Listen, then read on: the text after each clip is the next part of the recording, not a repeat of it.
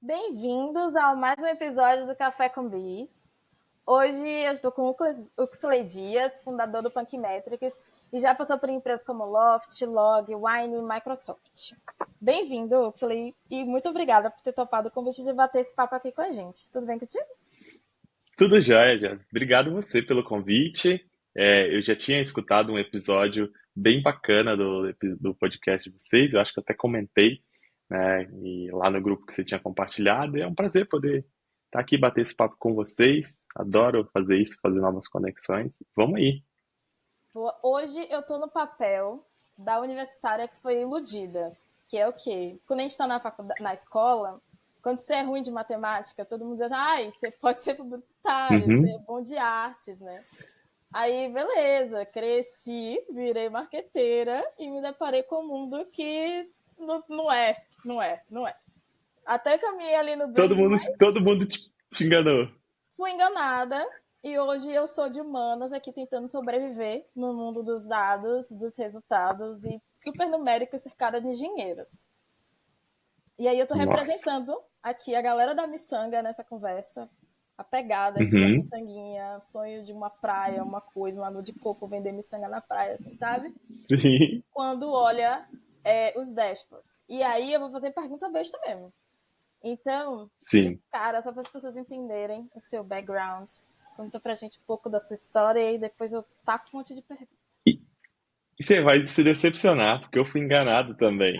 Eu também sou de humanas, né? E quando eu falo isso, essas pessoas até duvidam. Eu sou designer, né? Então, eu até comecei ali, quase que eu fui para o outro lado, antes de eu entrar na graduação de design, que é desenho industrial. Na verdade, eu fazia um curso técnico de metalurgia e materiais, que vai bem pro lado de exatas, assim, tem muito cálculo, tem muita é, equação de química inorgânica, mas aí eu consegui uma bolsa na faculdade, aí eu larguei o curso técnico e fui fazer a graduação. E aí eu fui para design, né? Apesar de é um pouco diferente do que eu fiz na minha carreira. A graduação ela era focada em desenho industrial, que faz mobiliário, cadeira, essas coisas assim, e um pouquinho de design gráfico. Faz design de objeto, carro, essas coisas. E eu sempre gostei de tecnologia, então desde o começo da graduação eu comecei a caçar um jeito de me enfiar onde tinha tecnologia. Era evento, eu sou do Espírito Santo, né, capixaba, e fui em tudo quanto é evento que tinha por lá. Tinha meetup, tinha evento que eu organizava ali. E comecei a mexer com tecnologia primeiro por conta própria, assim, fazendo web de forma totalmente errada, né? Sem padrão. Mas fui aprendendo até que eu consegui alguns estágios e trainees que eu conseguia ter uma orientação melhor do que era fazer tecnologia de uma forma mais profissional. Então, eu tive aí a oportunidade de ter feito um trainee na Microsoft bem lá no começo, isso era 2009, 2010, e aí depois eu comecei a aprender outras tecnologias que a gente até usa hoje em dia, coisas como super popular o WordPress, eu aprendi lá atrás. Eu trabalhei um tempo como desenvolvedor front-end, então já comecei a assumir mesmo o papel de enganado e comecei a codar, olha só, veja bem. E quando eu estava trabalhando no e-commerce, na Wine, que é um e-commerce de vinhos, eu comecei a ter muito contato com a parte de dados. Ainda como desenvolvedor front-end, era super relevante você saber o tempo de carregamento das páginas, como que aquilo impactava no resultado do e-commerce, na taxa de conversão. Aí começou a chegar isso e, para mim, por sorte, foi de uma forma muito natural. Eu tenho amigos da mesma época assim que até hoje não gostam muito, não lidam muito bem, mas para mim foi natural, fui gostando. Aí eu fui mais para esse lado de analytics, como a gente chama de web analytics. Não é exatamente um cientista de dados e tudo mais. Então, o caminho natural são pessoas que começam a mexer no Google Analytics. Isso aí eu sei que muita gente faz. Mas aí eu me aprofundei um pouco. Como eu sabia codar, eu comecei a fazer implementação de analytics, entender a parte mais técnica. Aí eu fui indo. E aí tive outras oportunidades aí de trabalhar com dados e fui aprimorando isso, virou parte do meu modo de trabalhar, né? Então, depois da Wine, eu passei um tempo já empreendo há bastante tempo, né? Passei um tempo fazendo consultoria, aí depois fui trabalhar na consultoria de UX e design estratégico, que também usava muito dessa expertise que eu ganhei de usar dados para ajudar ali na parte de descoberta do problema. E depois fundei a Punk Metrics junto com o meu sócio, e a Punk Metrics já fez um pouquinho de tudo, já fez software, tem a parte de ensino lá, e hoje também tem as duas coisas, tem a parte de consultoria. Mas nesse meio tempo aí, entre idas e vindas, também trabalhei em algumas empresas que são até conhecidas aí do mercado de tecnologia. Então, passei um tempo no time de growth da Log, depois passei um tempinho na Loft também, lá liderei times de design, depois liderei times de produto. E foi assim que eu vim parar aqui. Essa é a história. Boa, muito bonita essa história, inclusive. Várias, você estava aberto às possibilidades, né? Claramente, porque você mudou bastante aí pelo caminho, né? Sim, é importante. E às vezes dá medo, né? Você fazer uma mudança. Será que eu deveria por aqui, né? São coisas que sempre vêm na cabeça, né? Talvez a audiência deve estar se perguntando, nossa, mas sabia exatamente o que ia fazer? Que nada. Eu fui indo onde que é uma mistura do que eu gostava com instinto, e eu não tinha muita certeza se eram boas escolhas na época. Hoje eu tenho um pouco mais de tranquilidade nas escolhas que eu fiz, mas na época não foi super claro, não. Então, quem tiver aí nessa situação, não tenha medo, segue seu coração e vai. Boa. Como você mencionou, de fato, eu também comecei pelo Google Analytics. E aí, bem no esquema assim, de tipo, cara, como se me perguntassem qualquer coisa assim muito na hora, eu não ia conseguir calcular rápido, eu não ia conseguir pensar muito rápido, porque eu não sou tão instintiva matematicamente. Eu aprendi a fazer dashboards que me deixassem com Uhum, as respostas muito ali, na ponta da língua, assim, muito visual. legal. E aí eu consegui entregar muito rápido. E aí, de cara, a primeira pergunta é essa, tipo, quais as principais métricas de produto que qualquer líder dentro de uma startup precisa dominar para se Uhum, comunicar melhor? Porque eu acho que essa é a maior dificuldade. Quando você entra num cenário de startup, principalmente numa cadeira de liderança, como analista você ainda consegue dar uhum, umas enganadas. Assim. Mas quando você sim, sentou na cadeira de liderança, para conseguir qualquer coisa, você precisa negociar e você precisa negociar baseado em alguma coisa. E aí, exato. outros squads, tipo o de produto, né? Que todo mundo adora, o squad de produto para negociar. Como é? Quais são essas métricas? Nossa, bem difícil essa, Jess, porque a gente sabe que tem diferentes cenários aí, tem pessoas que vai escutar a gente que trabalham em empresa pequena, você estica o braço, você encosta no coleguinha, né? Teoricamente, mesmo se você trabalhe virtualmente. E tem outras pessoas que vai trabalhar numa empresa super gigante, para você conseguir informação, você tem que falar com três camadas diferentes. Então, entendam o que eu vou falar, que é uma forma mais generalista e um pouco baseado nas experiências que eu tive. É importante contextualizar. Então, quando você fala assim de métricas de produto, que a liderança tem que ter na ponta da língua, é sempre, primeiro, eu não diria que não é nenhuma métrica em si, é qual que é o objetivo da companhia, né? E o objetivo da companhia, ele tem momentos, né? Um momento pode ser uma coisa, depois pode ser outra. Aí isso deriva para o objetivo do produto digital ou do serviço que está intermediando esse objetivo, que a maioria das empresas de tecnologia é assim, né? É um modelo de negócio, lá e-commerce, SaaS, marketplace, mobile app, e você cria uma plataforma digital para intermediar os seus interesses e entregar um valor para o cliente. Então, às vezes você tem que estar mais ligado em qual que é o objetivo do negócio, porque você sabe que é sobre aquilo que você tem que responder. Então, tendo isso em vista, você vai procurar mais coisas, geralmente no high level, assim, voltadas para resultados, né? Resultado que pode ser ou não financeiro, mas ele vai ser um drive para explicar resultado financeiro. Por exemplo, novos usuários inscritos, né? Quantos saíram da base, quantos desses novos usuários são pagantes, e coisas que são mega e funcionam para todo mundo, qualquer modelo de negócio é quais são os canais que trazem maior tráfego, que trazem maior conversão ou trazem maior recorrência. Esses aí são coisas essenciais para qualquer modelo de negócio.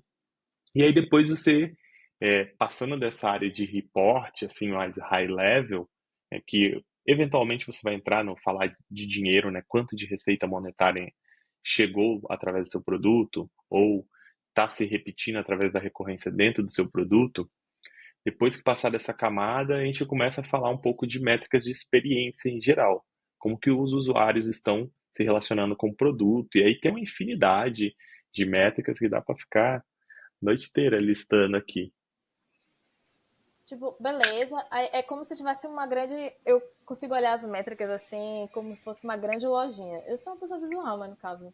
Então, Uhum. uma grande Ah, inclusive, lojinha. deixa eu comentar, você falou que a sua forma de organizar é muito boa, isso aí.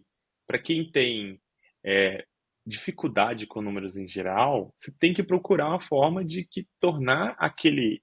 Pensa que métricas e números é uma das ferramentas que a gente usa. E você tem que colocar essa ferramenta, né, igual você bota uma caneta na mesa, da forma que ela vai te ajudar mais rapidamente você pegar e anotar fazer o trabalho. Então, a sua ideia de eu não sou muito bom em bater e ficar caçando relatório, vou reunir tudo no lugar só e transformar no dashboard, é excelente. As pessoas têm que pensar assim mesmo.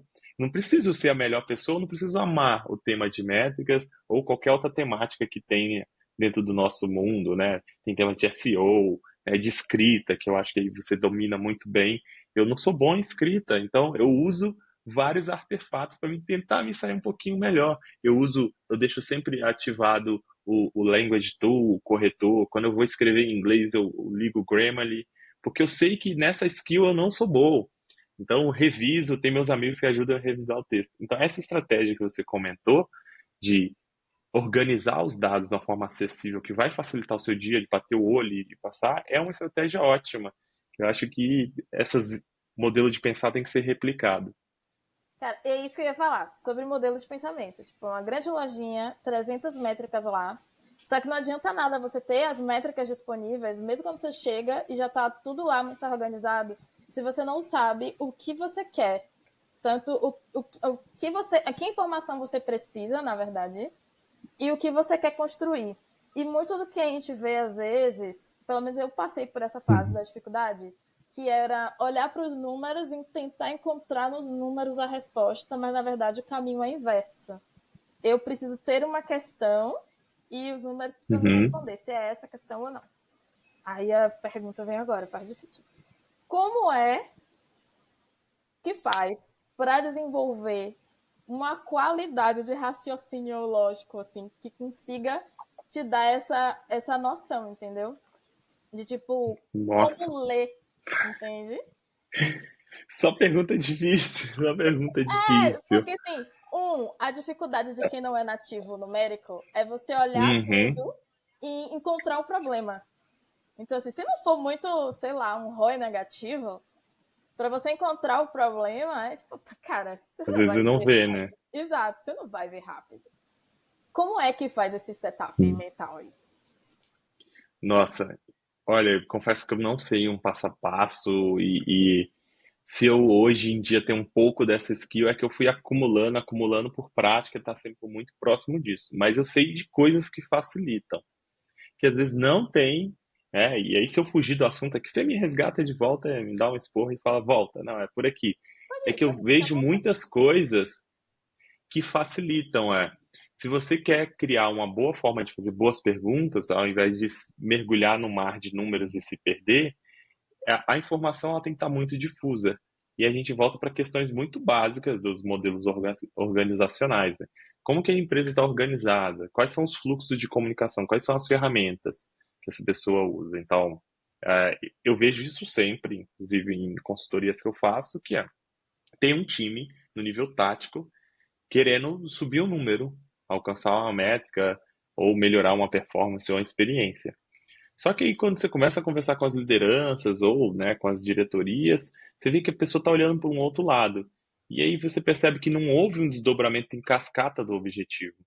E aí eu estava até conversando com um amigo meu entre ontem e hoje, o Will Sertori, e a gente estava falando sobre uma coisa que a gente concorda muito, que é informação mais autonomia, né? Você ter ali clareza do qual é o objetivo, mais autonomia para fazer, você ganha velocidade. Então, se você tem a informação de qual que é o seu objetivo, ele cascateou direitinho de lá da alta liderança até o sua atuação, seu cargo, seja ele tático ou estratégico, e você tem autonomia para acessar o número, né, modificar aquele número, aplicar um filtro, trocar o range de data, você rapidamente vai identificar se está certo ou errado. Então, eu diria que essas duas ferramentas que às vezes não depende unicamente do profissional que está tentando tirar valor do número. Elas são importantes para a gente conseguir é, olhar para a pergunta certa, porque às vezes você tem um monte de número, mas você está pensando, nossa, por que será que tá, tá dando tanto, vou pegar um exemplo muito prático, tá? O número de subscrições abaixou, né? Mas aí talvez, se a gente não teve um fluxo de comunicação correta, a alta liderança ela está fazendo uma modificação no price do produto, no preço, ou ela está focando em retenção ou fazer upsell nos clientes que já existem, ao invés de trazer novos clientes. Então, às vezes você está com uma informação, você está olhando aquilo, mas não está alinhado. Então, eu acho que requer um pouco de conversas, boas conversas para todos os lados, e aí cada vez mais você vai saber o que perguntar melhor. Você acredita em. Eu tô perguntando se acredita porque eu já vi várias pessoas dizendo Uhum. que não acreditam. E eu não sei se é só Uhum. gente revolucionária querendo reinventar a roda ou se é uma coisa real, porque eu não tenho opinião. Só tô acostumada, eu só sigo o Uhum. fluxo. Você acredita em OKRs? Tipo, na eficiência, assim, da metodologia de OKRs? Porque pelo que você falou, me pareceu um pouco disso. Mas pode não ser também. Sim. Eu confio, eu acredito porque eu já consegui atuar em locais que a gente implementou e seguiu elas com sucesso, mas eu sei que é um baita desafio. A maioria das pessoas falam que não. Mas é a mesma coisa, cai no mesmo problema. As pessoas hoje são poucas persistentes. E aí, na primeira dificuldade, elas desistem. E muitas coisas na vida se resolve por uma metodologia ou por uma ferramenta, mas o que faz as coisas darem certo é disciplina e persistência.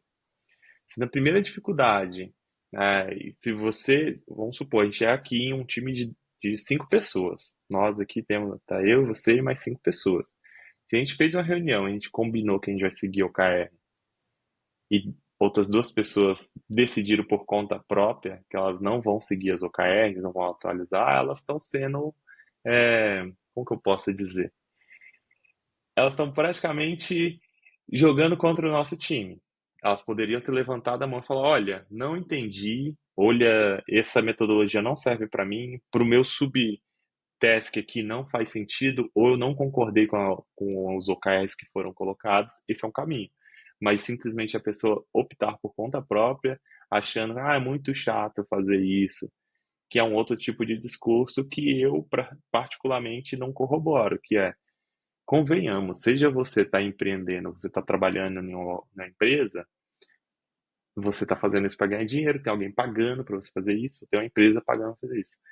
Qualquer coisa que você não queira fazer que esteja dentro do combinado do escopo, eu não estou falando de nada absurdo aqui, pô, essa pessoa ela não está sendo digna a troca de esforço versus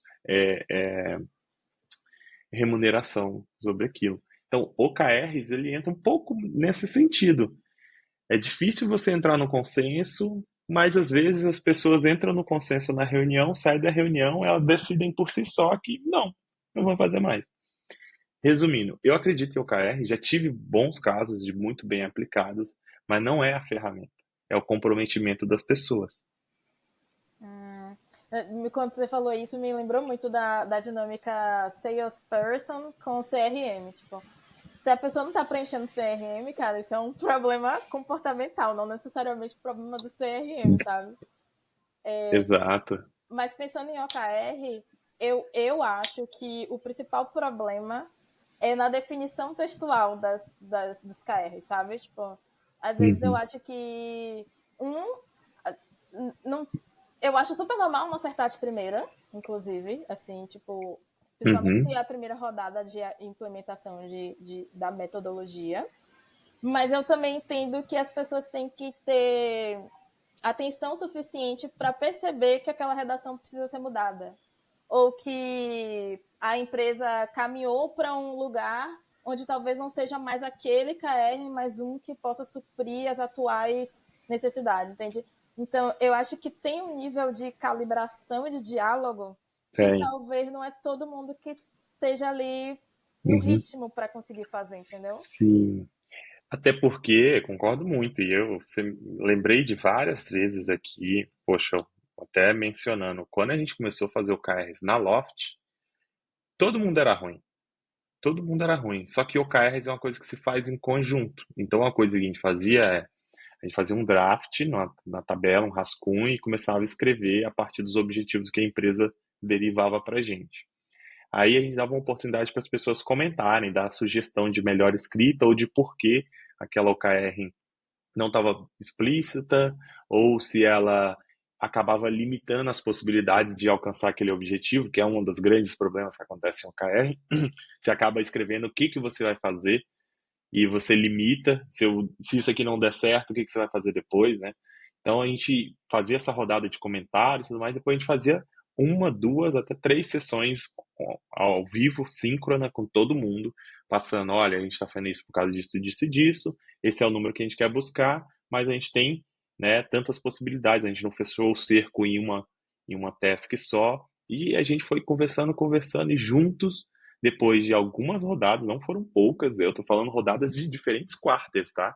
Demorou mais de ano para a gente falar que, poxa, agora a gente sabe fazer o KR legal. E ainda assim não eram as melhores do mundo.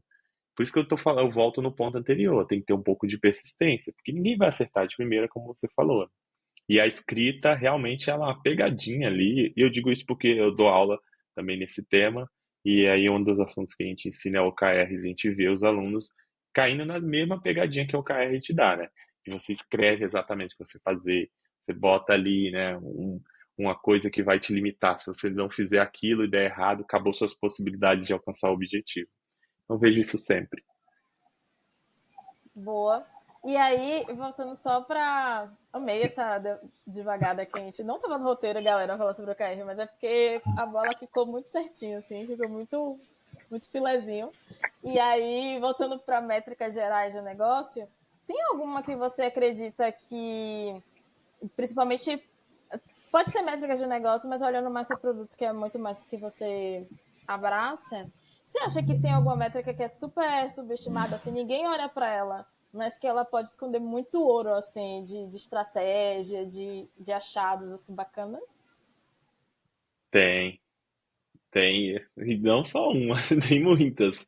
Mas eu diria em negócios que o que acabaria encaixando na maioria dos negócios são métricas relacionadas à aquisição de tráfego orgânico ou qualquer coisa que você que permita as pessoas saberem sobre o seu negócio, sobre o seu business, sem você ter que pagar mídia para isso, sem você ter que pagar Google e tudo mais.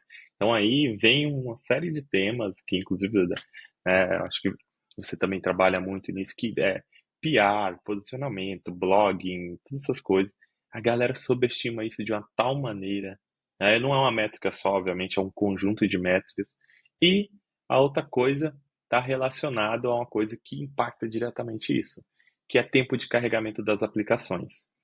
Porque pensa assim, no geral, quando você está com um monte de coisa para fazer, se você abre um site, ou o seu produto, seu SaaS, ou seu aplicativo, se ele abriu, mesmo que ele demorou um pouquinho, você está vendo ali, abriu, fiz o fluxo, funcionou.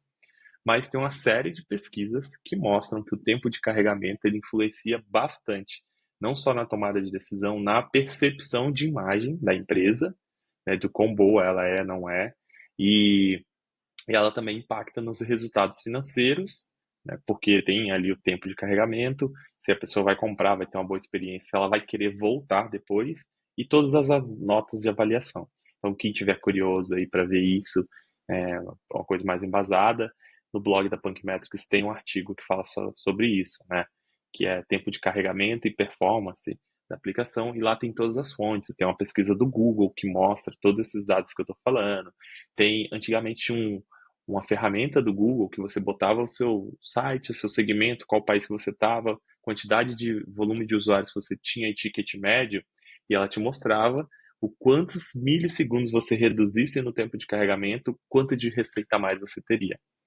E isso é um dos critérios que ranqueia as pessoas em SEO. Se eu tenho um site lento, o indexador do Google vai te penalizar, não só pela qualidade do conteúdo, mas pela velocidade do carregamento. E também quem quiser ver isso mais tecnicamente, está tudo lá no site explicadinho quais são essas métricas e ferramentas. super subestimado. É, sim, de fato. Porque eu fico pensando assim, tudo bem, beleza, eu entendi que é pesquisa e tal, mas quando você tem um objetivo dentro da página, você não espera nem um pouquinho, assim? Tipo, talvez seja porque Hum, eu espero, assim, sabe? Não, mas é isso que é legal porque foi isso que eu falei, quando você está no dia a dia, você é dono do produto app, você está ali vendo, você não, o seu foco não está no tempo de carregamento, seu foco é ver se eu vou conseguir fazer as coisas. Mas na vida real, existe uma série de pesquisas e métricas para medir isso. O usuário, ele tem um índice, o próprio Google ajudou a montar esse índice, né? Se eu me lembro bem, é que de 0 a 3 segundos, o usuário, né, geralmente ele não percebe. De até 5, ele já começa a ter a sensação de demora. 7 segundos, ele já perde até o foco da atividade principal. Então, isso sim é relevante, é comprovado, e a maioria dos usuários, não funcionou, vou embora. Ou ele pode até tentar, se for uma coisa muito importante, fazer aquilo. Se é uma coisa super nichada, não tem outro, não tem um concorrente. Estava conversando com um cliente hoje, que ele tem um produto, que assim, não tá bom, ele sabe que não tá bom, mas não tem concorrência no mercado. Não vou falar, obviamente, o que que é, mas ele sabe que tá horrível a experiência do site, ele sabe que a hora que chegar um concorrente e fazer melhor, e eu tô falando do básico da experiência digital ali, do formulário de cadastro, mas ele vai perder muita receita, né? Que é um negócio bem de receita alta. Mas sim, parece que não, mas os usuários ligam para isso.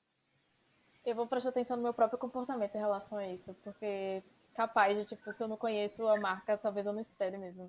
Então, falando que, Então você tipo, vai adorar essa pesquisa aí, e aí porque essa capaz de eu não pesquisa esperar. ela divide o comportamento entre se você está, ele classifica em rush ou em estado relaxing. E é se você está andando na rua, está no trabalho ou está no transporte público, ou se você está em casa sentado, e aí eles avaliam o estado mental da pessoa, qual que é o nível de tolerância à demora. Essa pesquisa detalha isso também. Pô, faz todo sentido. Cara, eu trouxe uma pergunta que eu vi você responder no Métricas Boss, que eu Ó, gosto muito, inclusive, fica aí a referência do Luciano e do Gustavo. Quem não conhece, conheçam, porque excelentes. precisa. Aprendi Os muitas coisas. gurus do Analytics. Exato, aprendi a fazer meus dashes com eles, entendeu? Tipo, então é sobre isso. Legal. Você tá lá no Prime também? O Prime eu tô lá, aprendo várias coisas. Exatamente. E salva vidas de um jeito, assim, sabe? Quando você não sabe o que é pra fazer, você vai no pra... Gente, vou Vai no fazer blog deles. o jabá Tem aqui. mais. Jabá, jabá. Aí, ó, Lucian, Gustavão, paga nós aqui depois, hein? O Aham, manda blog um da voucher. MB tem tudo. Manda um voucher. Beleza. E aí, eu e você responder a diferença entre Data Analytics e Product Analytics. E eu achei top Uhum. e eu quero isso aqui. Então responde. Ih, agora eu vou me esforçar pra repetir igualzinho. Vou me pegar na mentira agora, hein? Agora é a hora. Bom, essa pergunta é recorrente. Aconteceu recentemente na outra live que eu participei.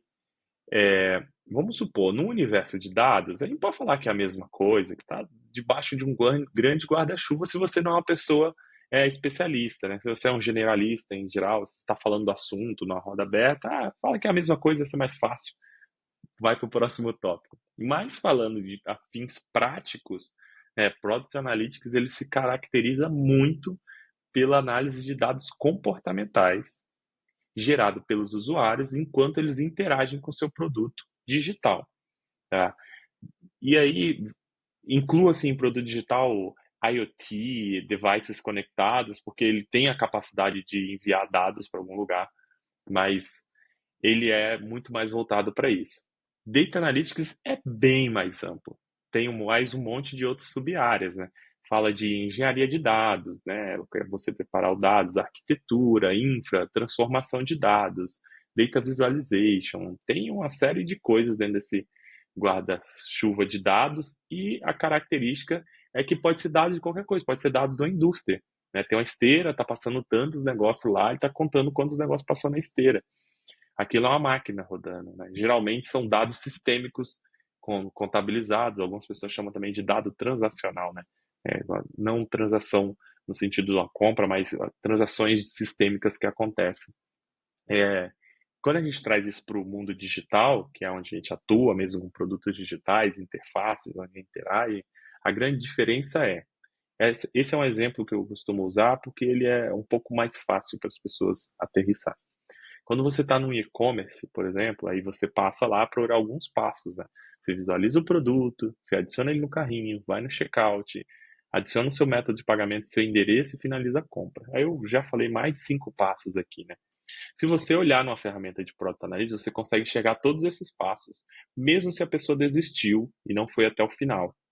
Então você vê todo mundo que começou, você vê, geralmente é um funil que a gente usa para olhar isso, e você vê quantos foram abandonando no meio do caminho e os poucos que finalizaram a jornada inteira. Data Analytics, em geral, falando em dados transacionais sistêmicos, lá só vai ter o dado de quem fez o pedido, né? Quem não fez, ele nunca vai saber, entendeu? Não está lá. Ele não está olhando o comportamental, ele está olhando o transacional. Então, esse é um exemplo clássico. Óbvio que ele extrapola aqui aos limites porque tem soluções que cuidam de capturar todas as interações, mas de forma geral é isso. Se você vai num analista de dados em geral, ele vai ter um monte de dados lá, e vai ter que modelar isso, criar análise super complexa, mas Product Analytics, se você abre uma ferramenta como Mixpanel ou Amplitude, elas já foram desenhadas para isso, o relatório está pronto na interface, você não tem que criar relatório. Você só vai botar um filtro de data e um filtro de qualquer outra coisa, e aí depois você parte para criar relatórios personalizados. Ainda assim, é na mão, né? Você escolhe, bota ali, você não tem que fazer SQL, Python, nada disso. Boa. Amplitude é a coisa mais linda que eu já vi, na real. É tipo Uhum, uma Ferrari dos dados. Você consegue uhum. ver Aí cada Amplitude, desenvolvimento, patrocina nós também. tudo. É maravilhoso. A interface tá linda, a API tá linda, tá dando um pau no GA, falo mesmo. Cara, você consegue ver tudo que a pessoa fez lá dentro e entender, tipo, os passos com uma janela de tempo muito foda, assim, enfim. Gostaria de ter convivido mais com Amplitude. Eu acredito que seríamos ótimos amigos.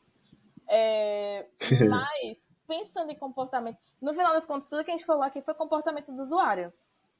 E a Uhum. gente tá com um discurso aí de customer centric já tem uns 5 anos ou mais. Tipo, todo mundo fala de. Ih, tem mais. Essa onda aí tá mais. É, mas sabe o 10, que eu 12 sinto anos. dificuldade? Eu sinto dificuldade de ver realmente o usuário no centro das decisões de negócio. E Uhum. aí, você já tem marca quilômetro rodado, já vê vários outros tipos de negócio. Como é isso de verdade, assim? Realmente, até para o produto que deveria ser, de fato, ter o usuário no centro, usabilidade e tudo mais. O quão no centro o usuário tá? Poxa, você não mandou uma pergunta fácil, velho. Não, aqui A é mais a fácil foi real. sobre a diferença de Product Analytics para dados. Não mandou uma fácil. Meu Deus do céu. Eu acho que tem várias camadas aí. Primeiro, assim, a área de experiência em geral, que junta CX, né, CX, UX, CS, atendimento, suporte, elas existem, não é por um acaso. Se você vai numa grande empresa aí, numa Porto Seguro, num bancão como Itaú, eles têm as áreas de CX e CX porque dá dinheiro, é o cliente que dá dinheiro, ele precisa ser atendido, ele precisa ter uma boa experiência. Só que é muito difícil você separar isso de um todo, né? Porque um produto e um serviço, ele existe com um conjunto de coisas, né?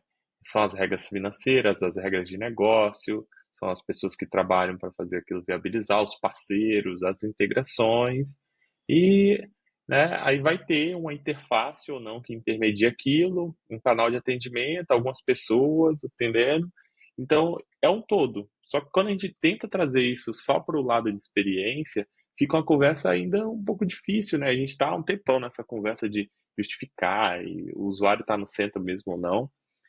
Tá em algumas empresas. Eu vi, eu não sei quem falou isso. É um tanto extremista a frase, mas tem um bom lado de verdade, né?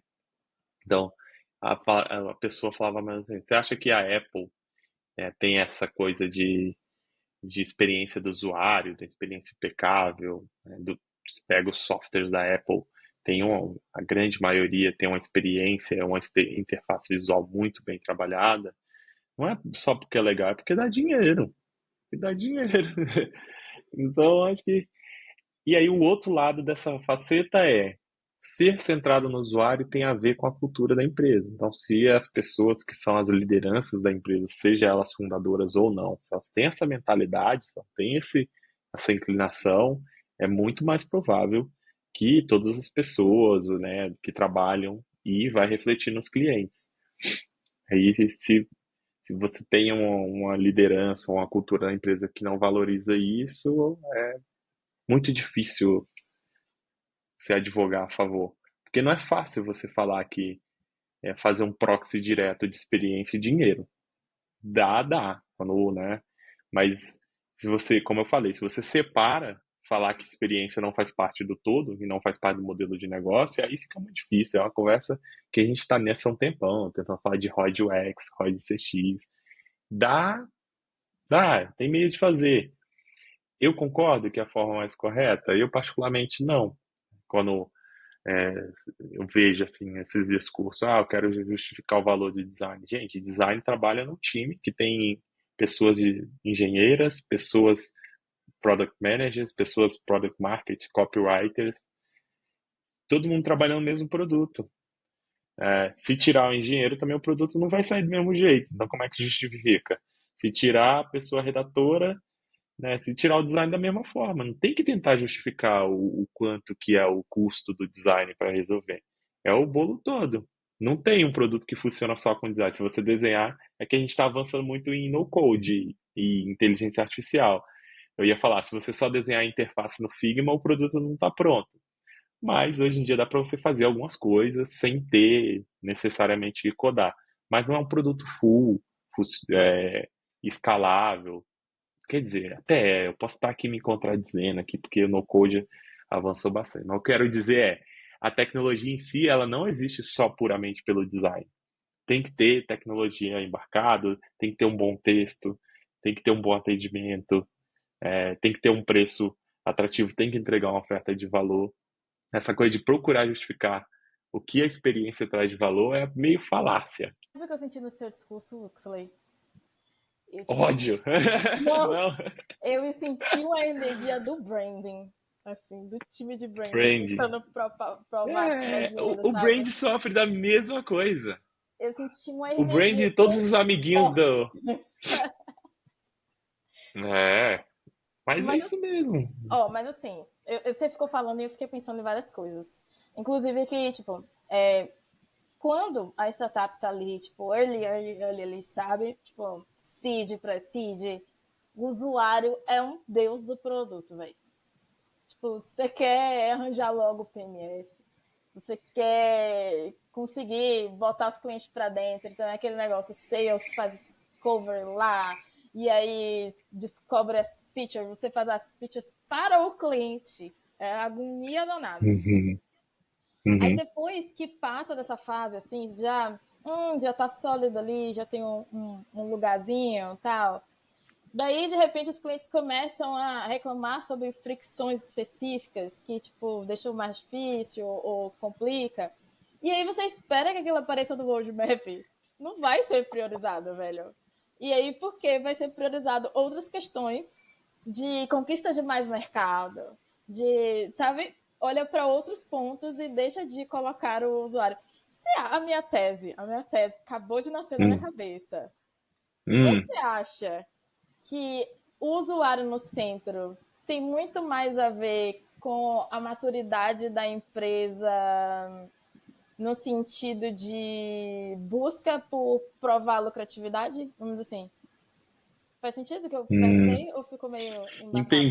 Entendi, mas eu pensando também, eu estou formando essa ideia aqui na cabeça agora, e eu acho que a ideia do usuário no centro tem mais a ver com a maturidade do mercado, que é um pouco o exemplo que eu falei do cliente que eu conversei há pouco. Então, se o mercado é um pouco menos maduro e só tem um player jogando nesse mercado, um, dois, dificilmente experiência vai ser um diferencial, porque não tem muita opção. O cliente, né, que é o cliente, o usuário, ele vai no que tem. Quando você começa a ter uma gama de possibilidades, e eu acho que o mercado financeiro é um excelente exemplo para isso, né? A gente vê como o banco sempre existiu vários, Eles competiam entre si, mas eles competiam em um nível de oferta de produtos e serviços e qual oferece a melhor taxa e os melhores prazos. Essa era a dinâmica da competição. Com o advento do digital, em geral, esses produtos e serviços vieram com a camada digital. E a experiência digital se tornou muito importante, porque onde oferecer uma experiência digital melhor, eu vou mais. Não é só mais uma oferta de produtos e serviços. E a gente vê isso até porque no Brasil um pouco mais forte, porque a gente sabe que o brasileiro ele não é letrado financeiramente. A gente não tem educação financeira, né? Desde nunca. Você que se vire, né, quando você tropeça na vida adulta e começa a achar boleto. Então, a gente não é o tipo de civilização que vai olhar se um banco está oferecendo 1,5 de juros e o outro está oferecendo 1,8. Às vezes a gente nem percebe isso. Mas o brasileiro liga para conveniência. Tem uma coisa que o brasileiro liga é conveniência. Então, é isso. Eu acho que o foco no usuário, ele cresce muito mais quando você tem concorrência e competição. Você olha o mercado de celulares e tablets, tem um monte de gente produzindo. Mas quem oferecer a melhor experiência, aí, junto com a qualidade do produto, vai levar. Então, tem um pouco por aí a minha teoria. Essa teoria é melhor do que a minha. Mas ainda. Eu vou deixar o usuário em paz em algum momento. Mas ainda quero trazer uma polêmicazinha.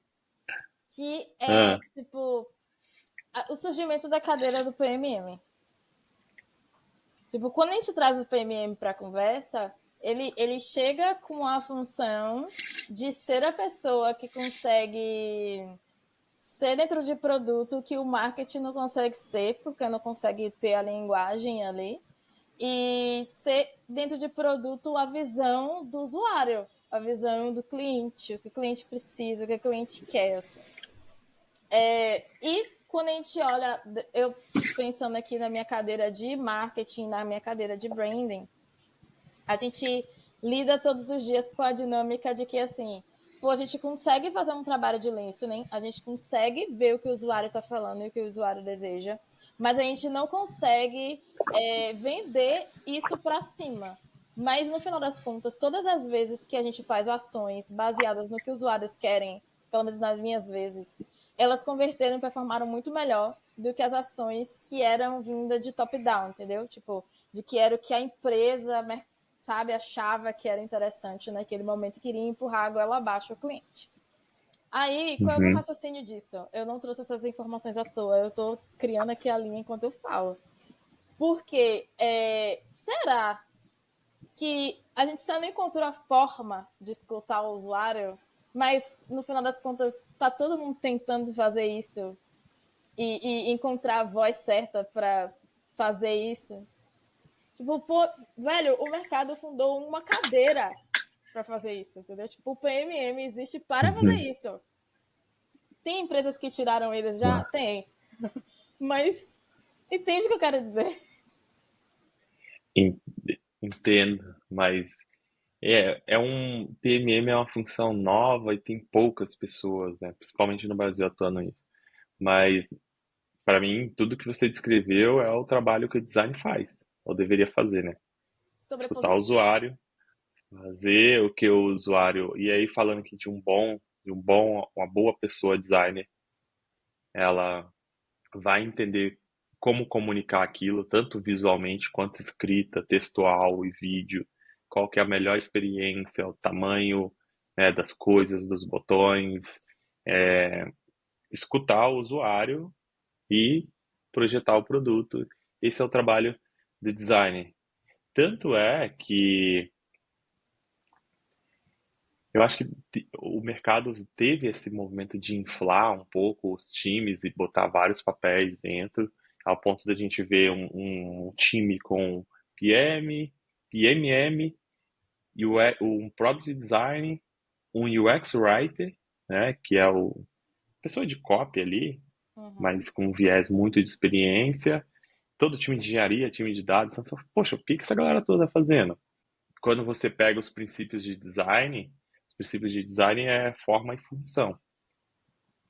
E junto com um monte de coisa, principalmente aí quem é, não tô falando que Quem não passou por essa sabatinagem não pode ser designer, mas porque a gente pode estudar em várias outras formas. Mas você vê em cursos de design em geral, né, cursos bem estruturados, falando de princípios que você tem que a forma e a função, elas nunca devem se descombinar. Uhum. Então, forma e função engloba tudo. O que o usuário quer, como que ele enxerga aquilo, como que ele lê, como é que ele entende aquele produto, aquele serviço. E o marketing também já está aí há muito tempo, né, fazendo esse tipo de coisa. Como é que eu faço pesquisa de mercado e comunico melhor o meu produto? Eu não sei dizer, de fato, não tenho experiência. Já tive em times que chegou a ter PMM e depois não ter mais. Não tive uma convivência muito grande com PMM, mas eu sei que muita gente vai querer me matar, né, falando isso. Eu particularmente acredito que dá para se ter um bom produto, um bom serviço, condensando essas, esses chapéus, né? O chapéu de, se a gente fosse descrever o que que faz uma pessoa PMM, dá para distribuir ele em outros papéis. Dito isso, por quê? Pega empresas pequenas, pega empreendedor, a pessoa faz um pouco de tudo. É saudável? Não é, mas você tem que ter esse conhecimento. O marketing sempre pediu para a gente ser generalista, né? O marketing tem disso. Então, você pega uma pessoa de marketing, ele pode virar um excelente designer, porque ele tem um background generalista, ele pode aprender técnicas de pesquisa, de prototipação e de design de interface, ser um bom pesquisador, saber escrever bem, escutar o cliente. Sei lá se PMM vai crescer da forma que é, pelo menos nos times que eu vejo no Brasil. Cara, eu vou pegar essa parte e vou fazer um corte pra ver se viraliza. Porque ficou muito boa essa fala. Mas assim, enfim. É isso. Eu Trouxe acho que não, porque eu não tenho autoridade nenhuma para falar disso. A primeira coisa que o pessoal vai questionar é qual que é a autoridade. Eu mal conheço a área de PMM, não tive muita experiência de trabalhar próximo. Não, provavelmente alguém vai ter um argumento bem melhor do que o meu e vai conseguir justificar o porquê um PMM existe. E olha que eu já estive em discussões que questionam por que o papel do PM existe. E são é. discussões bem válidas, tá? Sim. Porque no final das contas, o PM, além de ser uma babá muito bem remunerada, eu amei essa piada, eu vi essa semana esse meme assim, eu tipo, porra, faz muito sentido. Uhum. Ele é o olhar do mercado dentro, né? Tipo, a visão de negócio teria que vir dele, assim. Mas eu Uhum. não sei aí também. Eu não vou entrar nesse mérito, não. Eu ia entrar no mérito do CRO, mas acho melhor também não. Vamos falar de outras coisas. Bora. Daí, a gente falou de inovação aqui, e para mim, inovação passa muito por conseguir coordenar a visibilidade quantitativa e qualitativa, olhando para o mercado e, tipo, vários conjuntos disso. Como é para você esse desenvolvimento de essa visão de inovação e como você consegue aliar dados quanti e quali, porque até o momento a gente falou muito de quantitativos. E como é que você traz o qualitativo? Olha, eu confesso que eu não sou uma pessoa muito inovadora, assim, né? Não tive muita experiência com essa área de inovação. E realmente eu não tenho muito a dizer sobre esse tema. Não é um negócio de. Infelizmente, teve uma época da minha carreira que eu, né, comecei a flertar muito com a parte de inovação. Foi principalmente quando eu trabalhei na consultoria de UX, que tinha muito design de serviço. São ferramentas que elas viabilizam as pessoas gerar inovação, mesmo se você não seja uma pessoa super dedicada. Então, você tem lá método. Vou pegar um exemplo prático aqui. Se você pega uma design sprint, né, que é aquele método ali que você tem um dia para fazer cada coisa. Tem um livro do Karen, acho que é do Karen Rodden, do Google, né, Design Sprint. Não sei se eu tenho ele por aqui, tem aqui. Aqui, ó. Esse livro aqui, ele é um método que ele proporciona, eu acho que inclusive é o nome usado, né, pelo Google para testar ideias em 5 dias. ele proporciona você inovar, porque você bota as pessoas com várias camadas que são relevantes, né? É, qual que é a viabilidade de negócio, a experiência daquilo, como que vai monetizar, o que que não tem no mercado, o que que traria uma experiência legal, e isso eu não sou xiita de método ou de processo, mas esse método aqui eu vivi ele, né? Porque eu trabalhei lá na Handmade quase 2 anos e a gente fazia basicamente isso aqui e a gente via pessoas de grande, considerada Big Corp, quadradona, né? Assim que a gente fala, nós que trabalhamos em startup, de empresas tradicionais, propondo coisas mega inovadoras, porque elas foram condicionadas e deram as ferramentas para ela e a liberdade e ah, tem coisa com potencial inovador tão quanto você fazer desenho de palito num papelzinho, né? Tem uma técnica dentro desse método aqui que chama Crazy Eight, que é você dobra uma folha em quatro, é, desculpa, em 8 pedacinhos, e dentro de um determinado tempo, aí pode ser em 1 minuto, mas aí adaptando o método em fazendo em 5 minutos, em 8 minutos, 1 minuto para cada desenho, tem várias formas de você conduzir isso. Você força a pessoa a pensar diferentes possibilidades. Então, a quantidade de opções e depois você gera rodadas incrementais com a ideia do um, do outro, a colaboração também gera inovação. Então, eu não sou uma pessoa que entendo muito de inovação, mas eu sei que tem ferramentas que proporcionam isso. Boa. E você acredita, aí pra gente finalizar assim, você acredita no poder da intuição? Assim, pra, tipo, Hum, conseguir conduzir boas estratégias?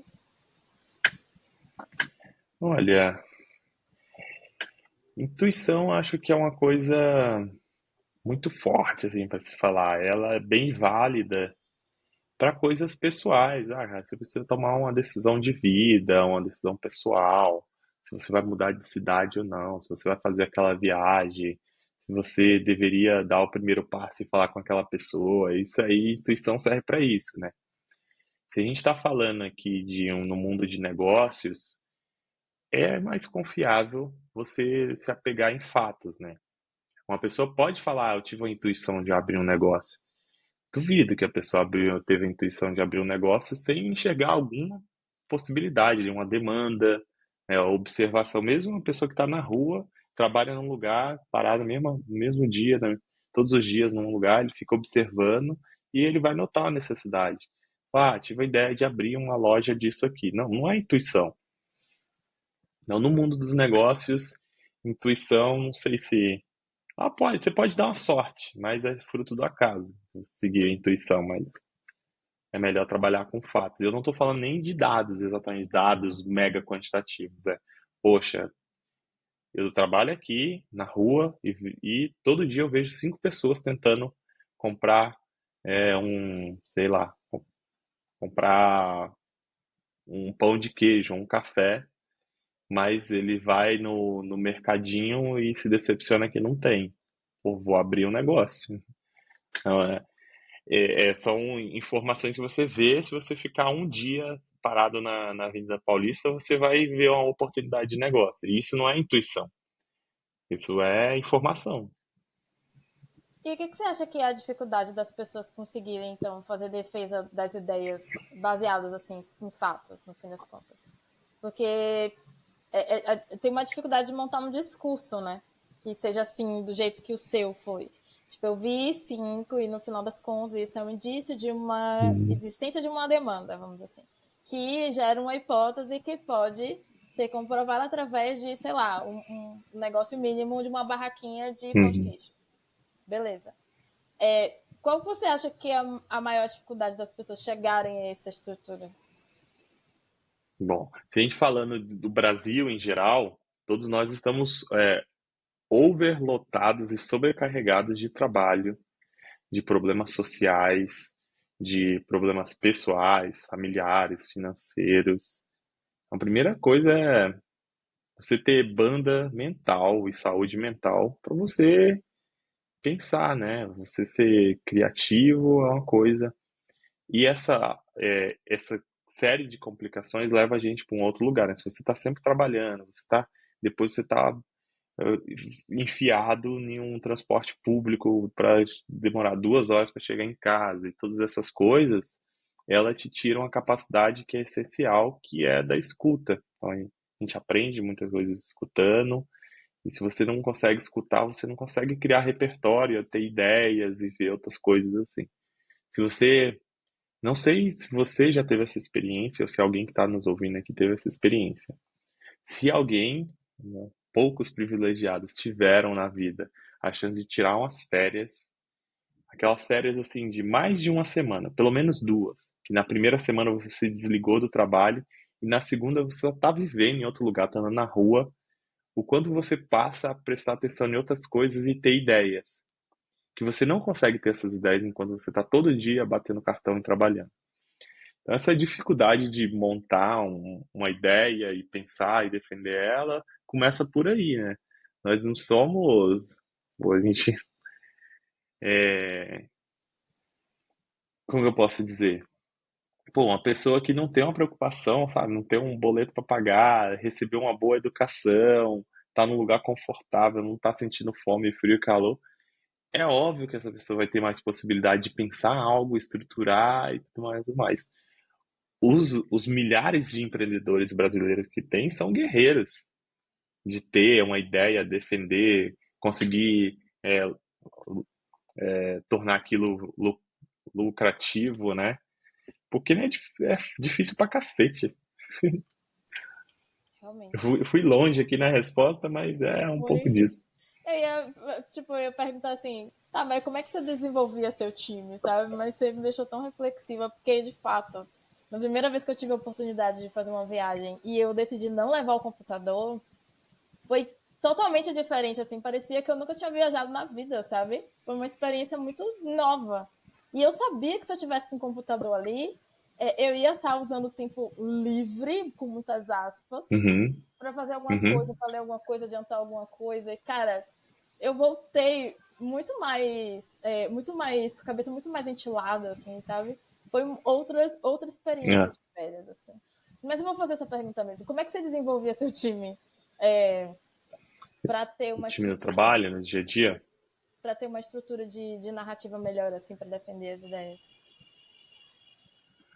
Tá, eu volto um pouco naquele ponto que eu trouxe antes da clareza, né, de qual que é o objetivo e autonomia, né, para a gente ganhar velocidade, para a gente explorar mais possibilidades. Então, sempre trabalhei muito, né, trabalho com o meu time hoje com muita transparência. Olha, qual que é o objetivo? E não é o objetivo do UX, é o objetivo da companhia, né? O objetivo é esse. Qual que é o skill set que a gente tem que pode contribuir com esse objetivo? Porque às vezes você está numa companhia grande, tem um monte de gente com diferentes habilidades trabalhando para esse objetivo. Dentro do nosso contexto, o que que a gente pode fazer?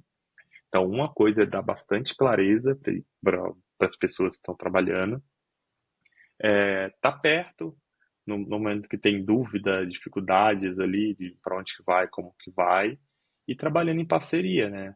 Tem os pares nos lados também para você se apoiar em outros assuntos e também trazer mais força para o time e também sempre deixar claro para o time que aquele time ali que você está liderando, essas pessoas, ela também vai trabalhar com outras pessoas e essas pessoas têm que estar navegando para a mesma direção.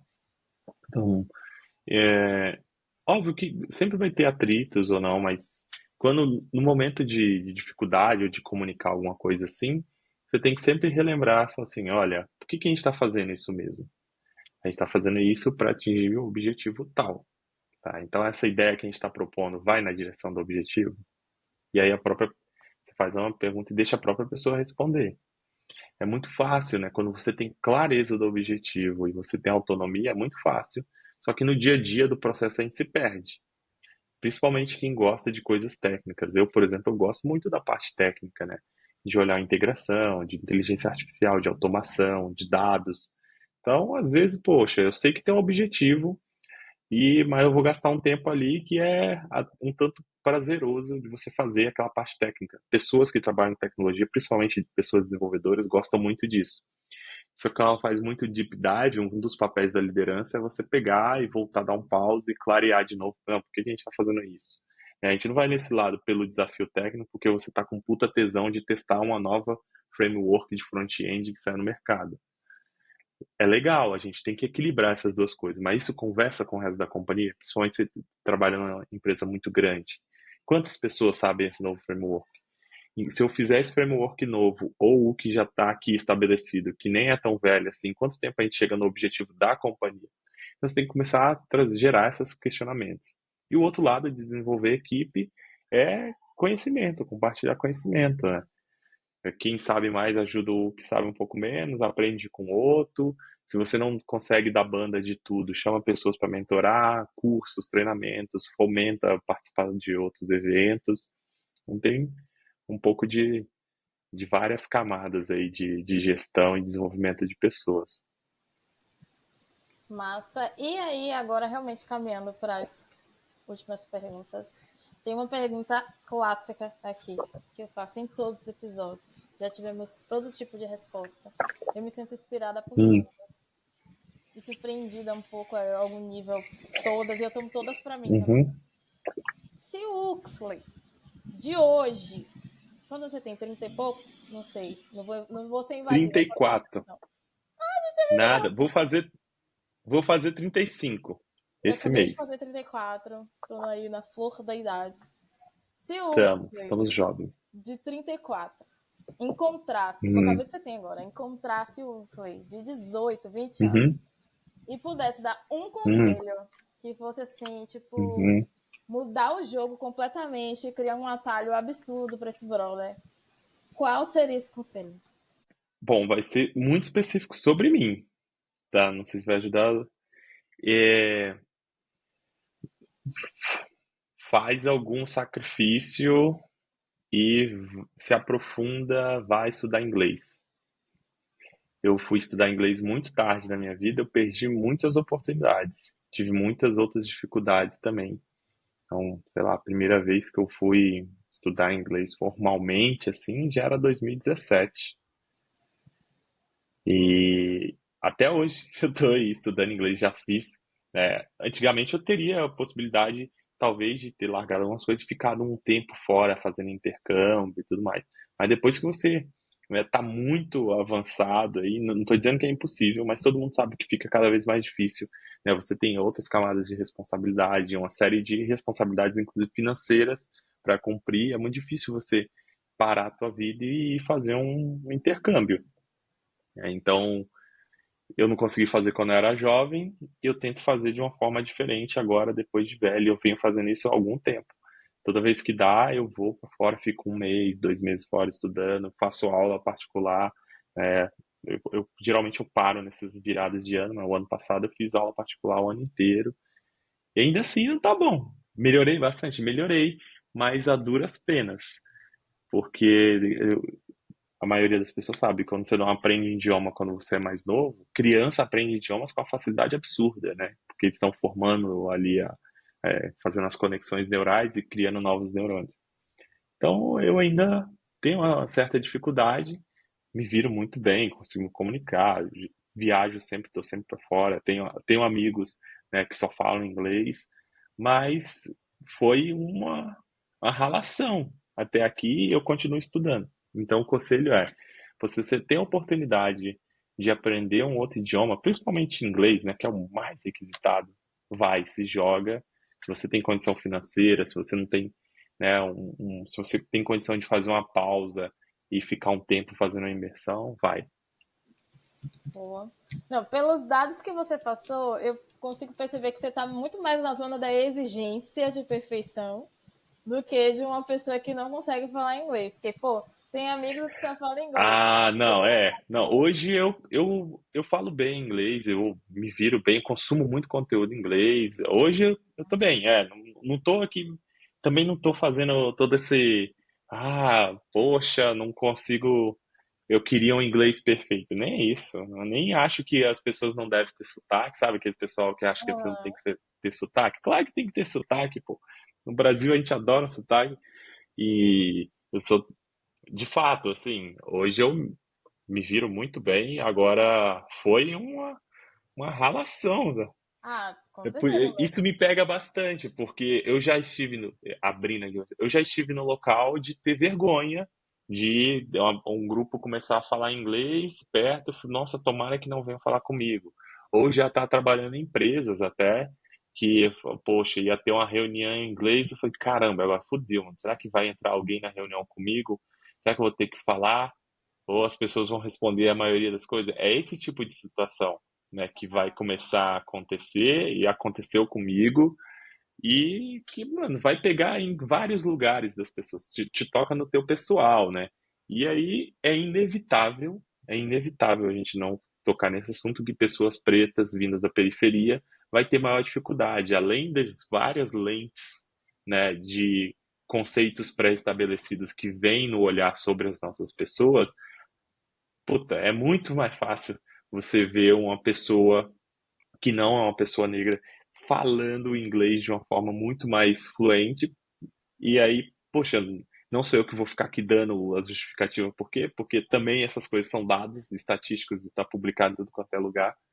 Então tem isso, tem todos esses pesos.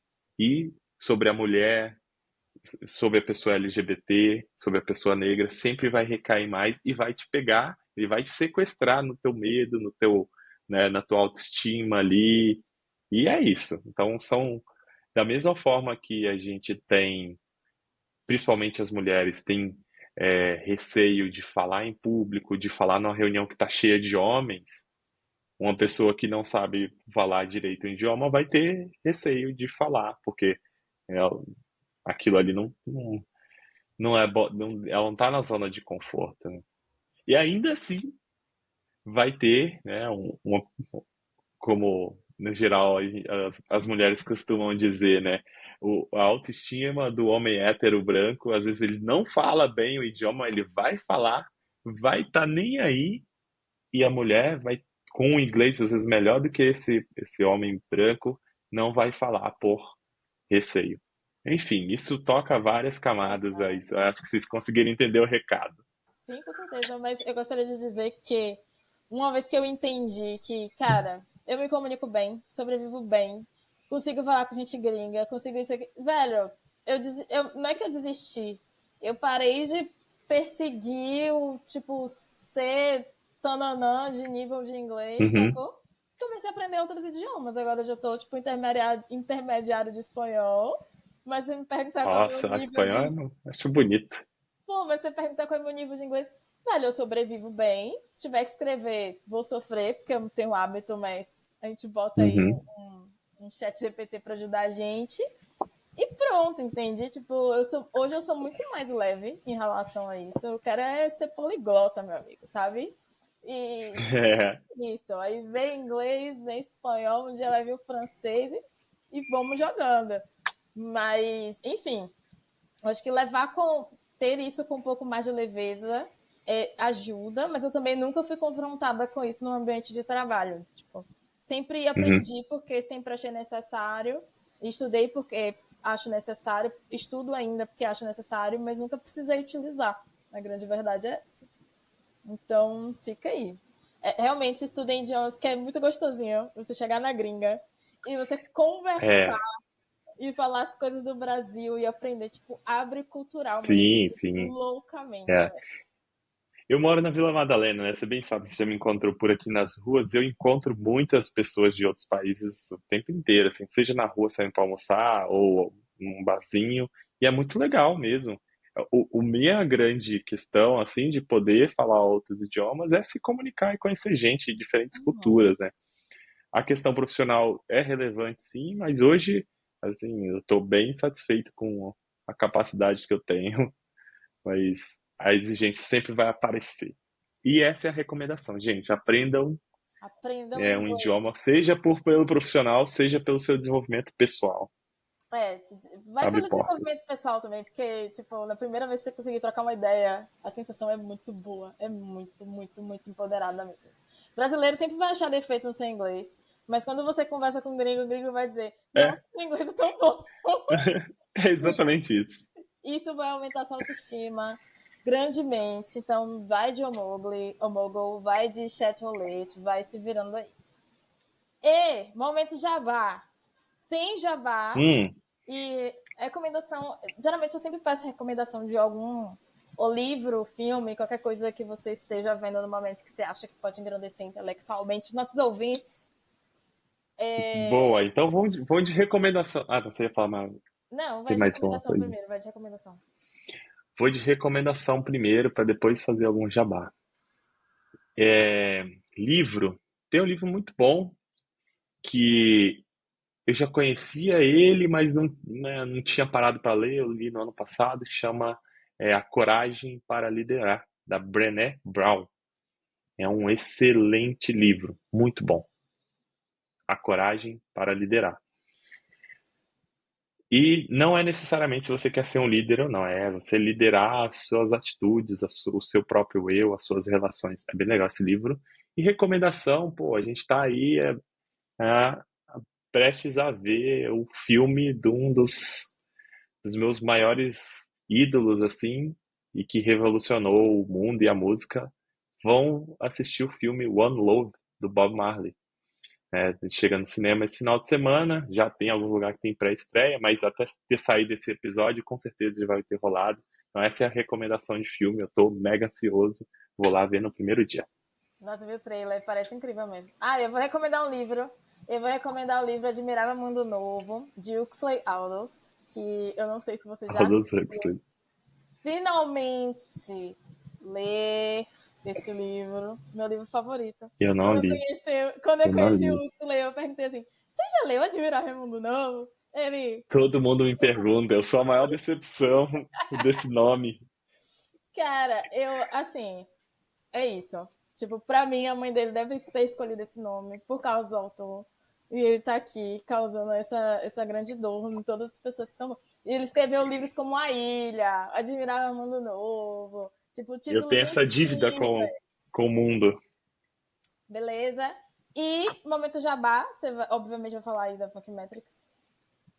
Ah, claro, quer aprender aí um pouquinho de dados dentro desse universo de design de experiência, produto e growth, entra lá no site da Punkmetrics, porque a gente tem uma linguagem mais próxima desse dia a dia desses profissionais e ensina você ali a olhar dados por diferentes perspectivas. E também tem outros treinamentos lá de estratégia de design, tem treinamento mais voltado para o próprio Google Analytics, vai ter um treinamento para você pensar o que você deve medir numa experiência. Então entra lá, se você quiser aí aprimorar esses conteúdos, tem conteúdo gratuito, tem um blog com muito conteúdo gratuito, tem o YouTube com muito conteúdo gratuito e tem um curso introdutório lá de métricas de UX, sempre sendo gratuito. Só entra lá, punkmetrics.com. Maravilha, muito obrigada, Uxley, pela sua presença. Eu acredito que o papo deve ter Eu que rendido agradeço. muitas reflexões Foi para. ótimo o papo. Então, eu tenho a mesma impressão, mas eu quero comentários dos ouvintes aqui na caixinha aí embaixo. Tem espaço para deixar comentário. Rola aí para cima sua telinha e escreve o que você achou, deixa um recadinho para a gente entender. Até, quem sabe, outras pautas para a gente trazer aqui, né? Muito obrigada, galera, e até o próximo episódio. Até o próximo.